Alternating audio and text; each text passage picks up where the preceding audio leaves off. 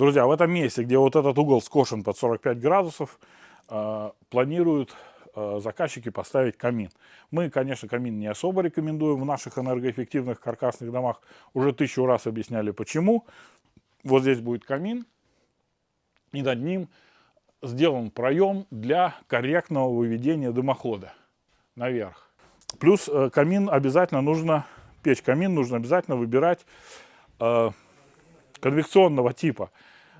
Ни в коем случае, чтобы она не аккумулировала в себя тепло. Вот еще раз вам это объяснил.